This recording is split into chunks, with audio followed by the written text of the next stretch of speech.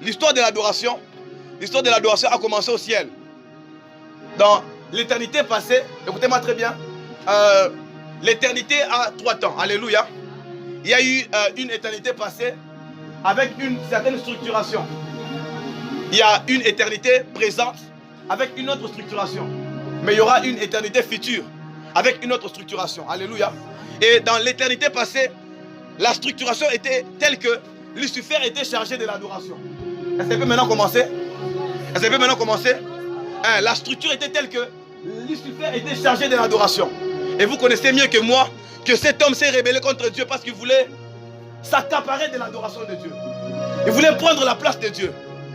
Et puisque Dieu n'aime pas partager sa gloire, c'est un Dieu jaloux. Qu'est-ce qu'il a fait? Dieu l'a précipité.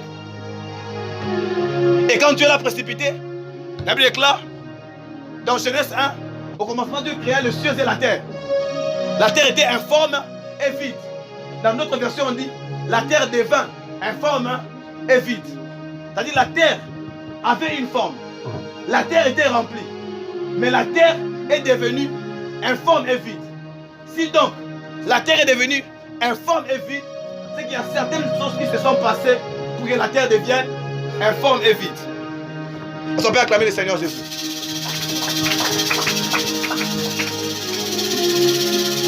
Est-ce qu'on peut bien le faire? Alléluia. Je disais ceci. Lucifer a été précipité. Alléluia. Il a été précipité. Et il est descendu sur terre.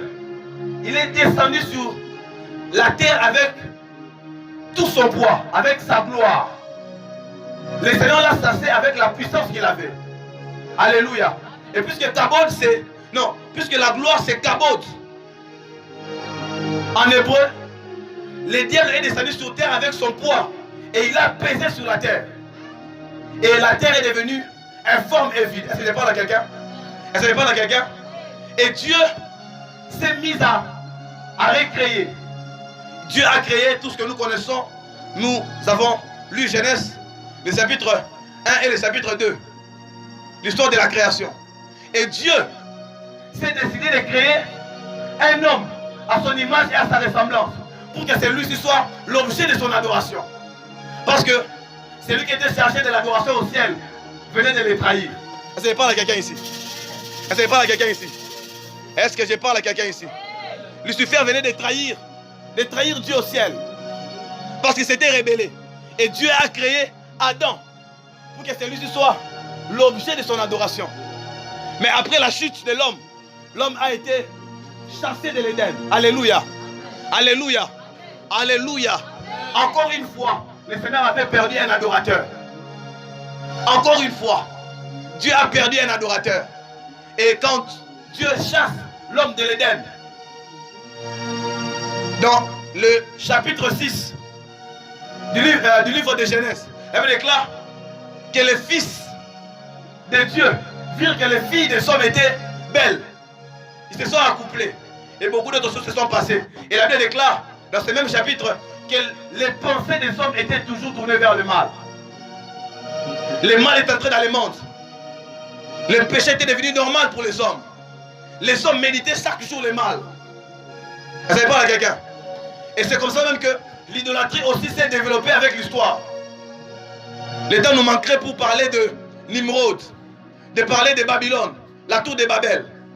Alléluia. Et de comment l'idolâtrie s'est développée dans les temps. Jusqu'à ce que les hommes ont commencé à adorer d'autres dieux. La Bible déclare, Dieu a mis dans l'homme la pensée de l'éternité.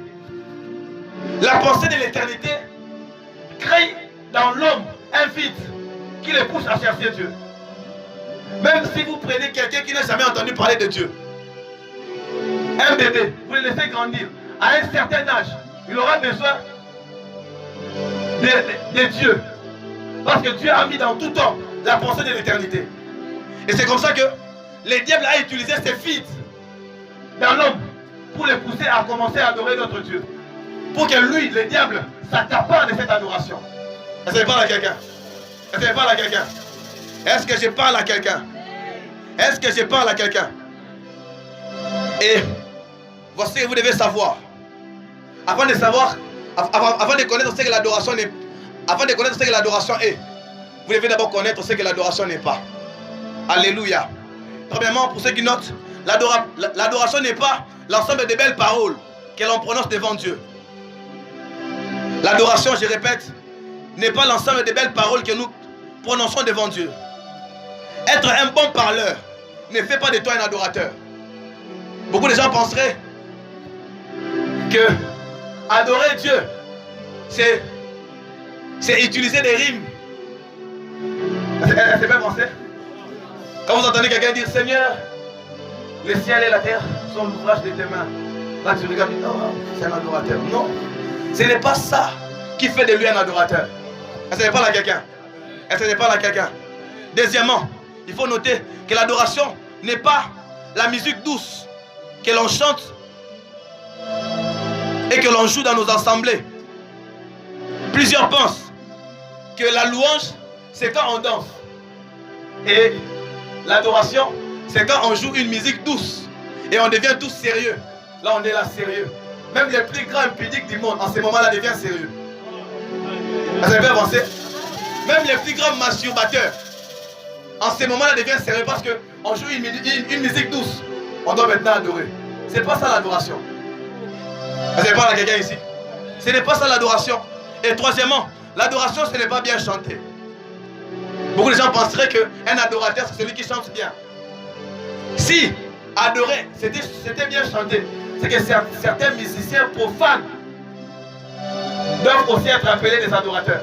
Parce qu'il y a même parmi eux ceux qui chantent plus que nous, des chrétiens. L'adoration, ce n'est pas bien chanter. Fais-le bien, ton voisin, l'adoration, ce n'est pas bien chanter.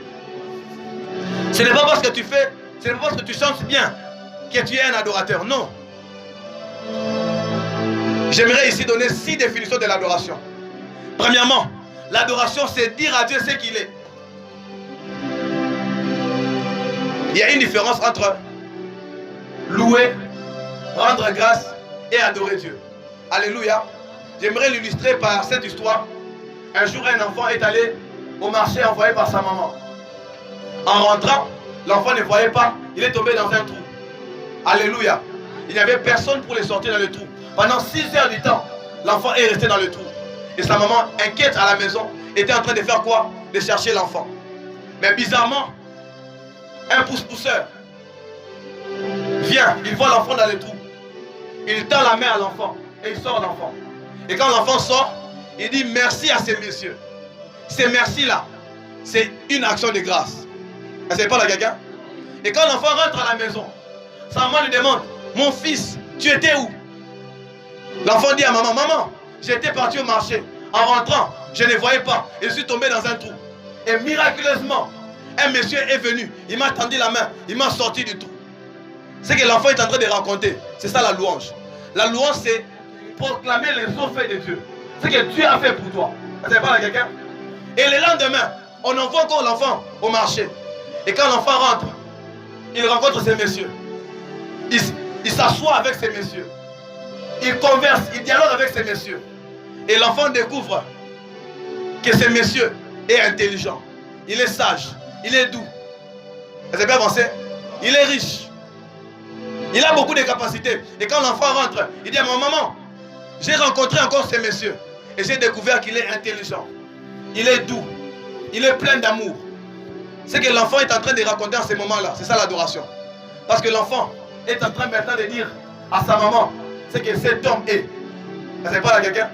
Et c'est ça l'adoration. L'adoration, c'est dire à Dieu ce qu'il est pour nous. Vous savez pas là quelqu'un ici? L'adoration de la première dimension, c'est dire à Dieu ce qu'il est. Et cette dimension t'exigera une expérience personnelle avec Dieu. L'enfant n'a pas dit à sa maman que cet homme était intelligent au départ, parce que l'enfant n'avait pas encore une expérience personnelle avec cet homme. Cette première dimension de l'adoration t'exigera une connaissance de Dieu. Vous savez pas là quelqu'un? C'est pourquoi dans Jean, Jésus dit à cette femme, vous adorez celui que vous ne connaissez pas. Mais nous adorons celui que nous connaissons. Pourquoi? Parce que nous avons une expérience personnelle avec lui.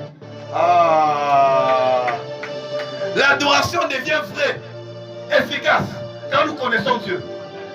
La vraie adoration commence quand on rencontre Dieu, on l'expérimente et on le connaît. Et comment on connaît Dieu? C'est dans l'intimité. Dis pour moi Yada. Dis pour moi Yada. Yada, c'est la connaissance intime. Tu dois avoir été en intimité pour connaître Dieu. La Bible déclare Adam connut Ève. C'est de cette intimité qu'on parle. Est-ce que je parle à quelqu'un ici? Est-ce que je parle à quelqu'un ici? Deuxièmement, cette dimension d'adoration t'exigera un cœur pur et vrai. La Bible déclare dans Matthieu 15:8, ce peuple m'adore, m'honore des lèvres, mais son cœur est éloigné de moi. Plusieurs adorent Dieu des lèvres, mais leur cœur est éloigné de Dieu. Vous allez voir, quand c'est l'heure de l'adoration, tout le monde est sérieux. Seigneur, tu es. Et vous allez même voir des larmes dans les réunions de prière. Mais après les cultes, chacun rentre dans ses occupations. Les masturbateurs restent des masturbateurs. Les voleurs restent des voleurs. Parce qu'en vrai, il n'est pas un adorateur. Son cœur est éloigné de Dieu. La vraie adoration, c'est quand ton cœur est pur et vrai devant Dieu. C'est pourquoi Jésus-Christ a dit, l'heure vient, et elle est déjà là, où les vrais adorateurs adoreront le Père en esprit et en vérité. En esprit, c'est quoi? En esprit, c'est avoir la révélation de qui est Jésus. Vous savez pas là quelqu'un? Adorer Dieu en esprit, c'est avoir la révélation de Christ. 2. Adorer Dieu en esprit, c'est adorer sous l'influence de l'esprit. Être conduit par l'esprit dans l'adoration. Et adorer Dieu en vérité, c'est avoir un cœur pur et vrai. C'est adorer Dieu selon sa parole. Tu te conformes d'abord toi-même à la parole. Et tu l'adores en vérité, en connaissance et en connaissant la parole. Parce que la parole de Dieu est vraie. La parole de Dieu est vérité. Deuxièmement, l'adoration, c'est s'offrir en sacrifice vivant.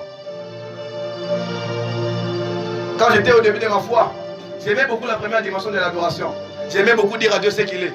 Il m'est arrivé un temps où j'ai pu adorer Dieu avec des couleurs. J'ai dit, le Seigneur, tu es mon arc-en-ciel. En toi, je vois la couleur rose comme mon bonheur. Je vois la couleur blanche comme la sainteté. Je vois la couleur. C'est comme ça que j'ai adoré Dieu. J'aimais beaucoup la partie où il fallait adorer Dieu au culte. Quand c'était pour chasser les démons, j'ai prié, mais je ne priais pas bien. Je ne sais pas si ça t'est déjà arrivé.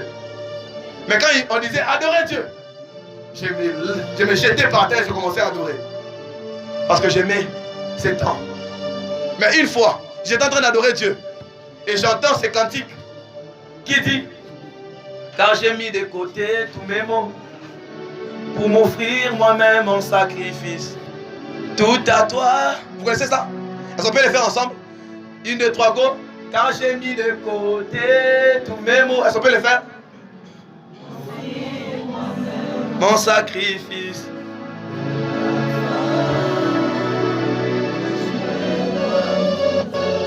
Où sont vos voix? Je me donne un parfum.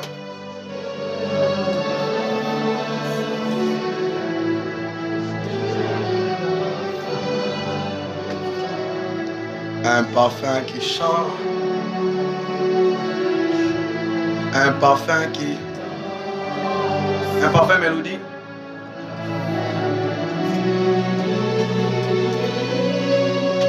Coulant.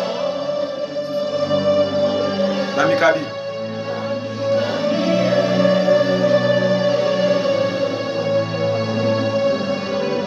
Namikabi, Namikabi, Namikabi. Est-ce que vous comprenez le sens de ces paroles? Elle dit, j'ai mis de côté tous mes mots pour m'offrir moi-même. C'est la deuxième dimension de l'adoration. Des fois, Dieu est content quand on l'adore avec nos mots et nos paroles. Mais Dieu est encore plus content quand on l'adore avec nos corps et qu'on l'offre comme des sacrifices vivants. Alléluia. Alléluia.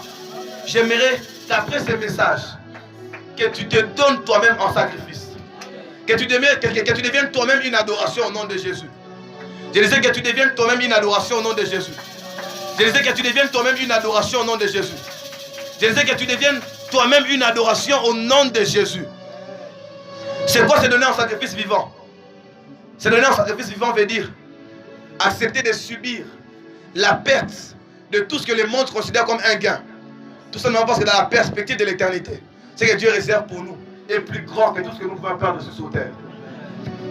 Quand tu vois tes amis en couple, tu te dis, ah, je suis en train de rater.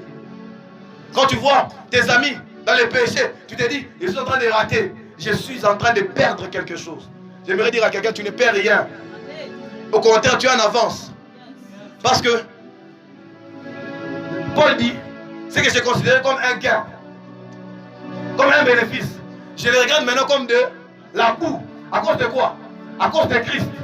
Et il dit, je cours, non pas comme en battant l'air, mais je cours jusqu'à saisir. À saisir qui? À saisir le Christ. C'est ça un adorateur. Il ne vit pas d'abord pour les choses d'en bas. Il vit d'abord pour les choses d'en haut. Et il s'offre en sacrifice pour le Seigneur Jésus. Le temps est arrivé où tu dois t'offrir complètement au nom de Jésus. Plusieurs ont donné les yeux, mais ils ont gardé leurs oreilles. Plusieurs ont donné les mains, mais ils ont gardé les yeux pour eux-mêmes. Plusieurs ont donné la bouche, mais ils gardent encore les pieds pour eux-mêmes. Ce soir, on doit s'offrir entièrement au nom de Jésus. Tu dois donner à Dieu tes mains, ta bouche, ta tête, tes pieds, même ton sexe au nom de Jésus. Est-ce que ce n'est pas la chaîne ici? Tu dois tout donner à Dieu et tu ne dois rien, alors rien garder. Dans ces prochains moments de réveil, j'ai pris Dieu qui suscite des hommes et des femmes consacrés à lui. Consacrés à lui. Des hommes et des femmes qui marchent dans la crainte de Dieu. Des hommes et des femmes qui disent non au péché, non à l'idolâtrie. Et ils disent oui à Jésus. Ils disent oui à l'adoration. Ils disent oui à la vie de sainteté. Ils disent oui à la vie de consécration. Ils disent oui au royaume. Seigneur, oh Dieu de gloire, après ce message, je te prie au nom de Jésus d'engendrer dans le cœur de quelqu'un ici en ces lieux la haine du péché et viens engendrer dans le cœur de plusieurs, non, dans le cœur de tout le monde, l'amour de Dieu au nom de Jésus. Qu'on apprenne à t'aimer plus que tout, qu'on t'aime plus que nos femmes, qu'on t'aime plus que nos parents, qu'on t'aime plus que nos WhatsApp, qu'on t'aime plus que les réseaux sociaux, qu'on t'aime plus que les habits, qu'on t'aime plus que les voitures.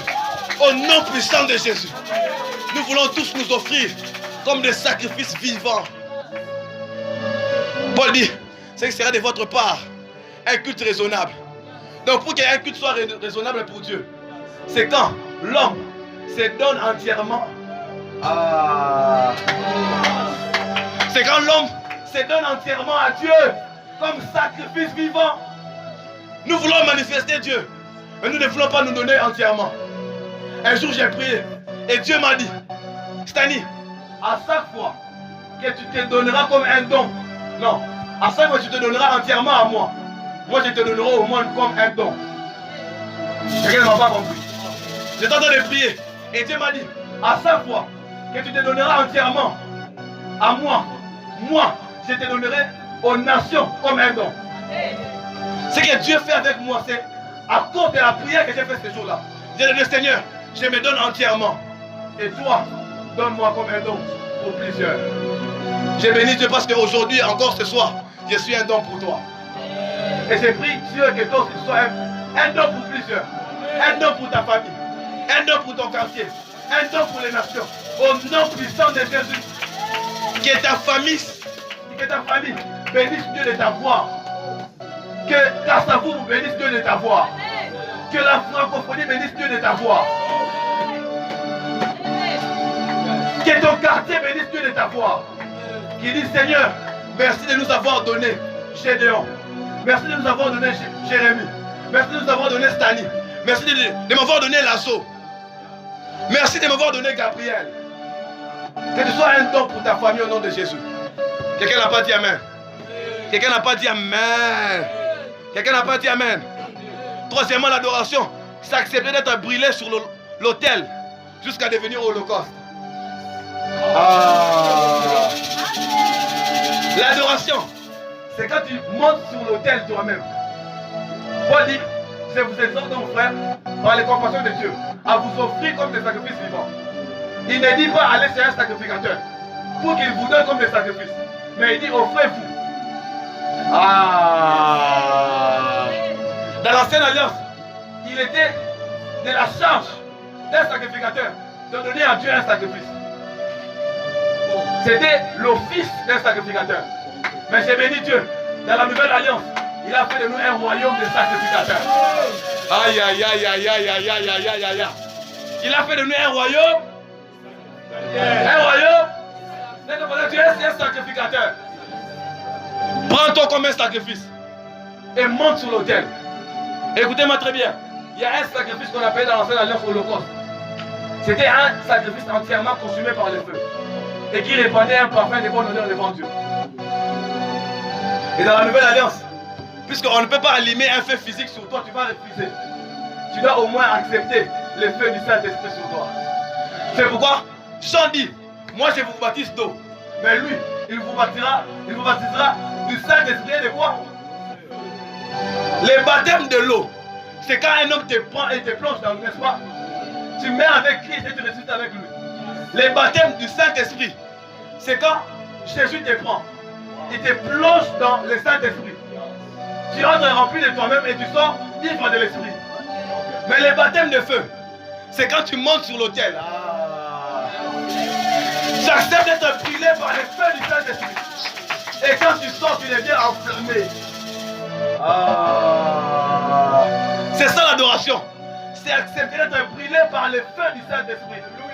Un jour, je disais à ceux de la mort, si tu veux échapper au feu de l'enfer, accepte d'être brûlé aujourd'hui par le feu du Saint-Esprit. Tous ceux qui refusent, ceux qui iront en enfer, ce sont ceux qui ont refusé d'être brûlés sur terre par le feu du Saint-Esprit. Parce qu'ils pensent que être chrétien c'est difficile. L'enfer sera plus difficile que ce que tu es dans le feu de sur terre. Paul dit ceci. Il dit, la souffrance du siècle présent ne saura être comparée à la gloire à venir que le Seigneur Jésus prépare pour nous. Je m'abstiens, je me préserve, je me garde pur. Parce que ce que Dieu réserve pour moi, est plus grand que tout ce que je peux perdre sur terre. Nous sommes debout dans la présence de Dieu. Oh God, juste te dire je t'aime. Et aide-moi. Voici ce qui brûle en moi. Oh God. Ça vibre, ça vibre. Quatrièmement, l'adoration. Aïe, aïe, aïe, aïe. J'aimerais lire un verset. Exode 29, le verset 18. Tu brûleras tous les béliers sur l'autel. Tu brûleras tous les béliers. Accepte d'être brûlé tout entier. Tu brûleras tous les béliers sur l'autel. C'est un holocauste à Dieu. Un sacrifice brûlé au feu dont l'odeur est agréable à Dieu. Accepte d'être brûlé ce soir entièrement. Au nom de Jésus. Quatrièmement, pour finir, les deux autres points, je vais garder ça. Même prochainement, on va continuer. Adorer, c'est aimer l'Éternel de tout son cœur, de toute son âme, de toute sa pensée et de toute sa force. L'adoration, c'est aimer Dieu de tout son cœur, de toute son âme, de toutes ses pensées, de toute sa force. Écoutez-moi très bien. L'idolâtrie, ce n'est pas seulement s'agenouiller devant une statuette. Vous savez, aimer quelque chose plus que Dieu, c'est une forme d'idolâtrie. Vous savez. Et si l'idolâtrie consiste à aimer quelque chose plus que Dieu, c'est que l'adoration, c'est aimer Dieu de tout son cœur, de toute son âme, de toutes ses pensées et de toute sa force. Alors nous allons faire ce chant. Brille en moi, ça vibre, rayonne, ça vibre dedans de moi. Juste te dire je t'aime, voici ce qui brille en moi.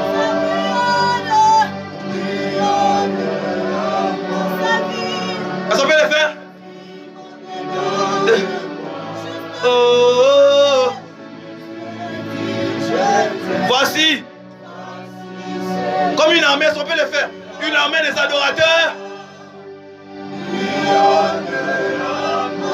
Ça vibre. Juste te dire. Voici. Si nous sens que tu vas t'agenouiller à genoux, toi. Sens-toi libre de la présence de Dieu. Ça vibre. Juste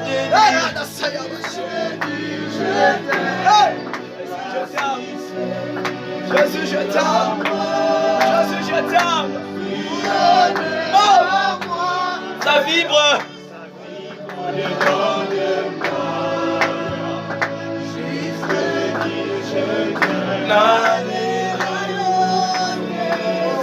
Avec nos mains.